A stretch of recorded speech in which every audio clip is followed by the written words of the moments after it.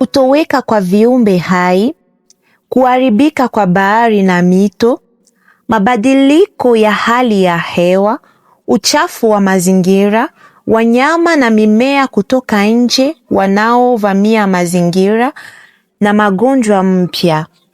Leo watu wengi wanazungumza kuhusu mambo haya. Lakini maana yake ni nini hasa? Inatuhusu vipi sisi? Na tunaweza kufanya nini ili kulinda na kuokoa dunia yetu?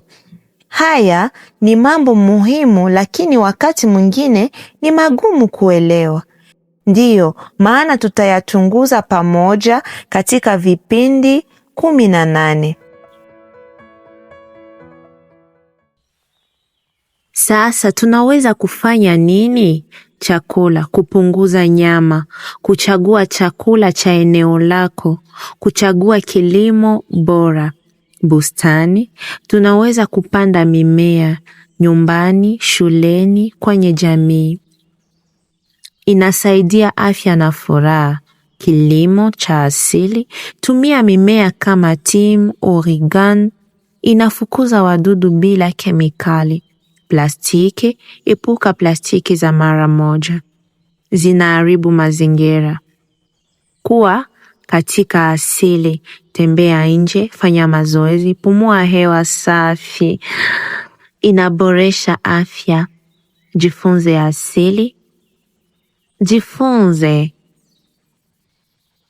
jifunze mimea, jifunze dawa za asili, maarifa ya wazee. Shiriki, waambie wengine, waambie marafiki.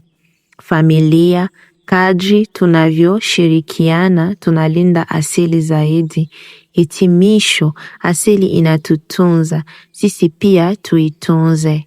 Tafadhali. Tumefika mwisho ya kipindi hiki. Asanteni kwa kutusikiliza kwa makini.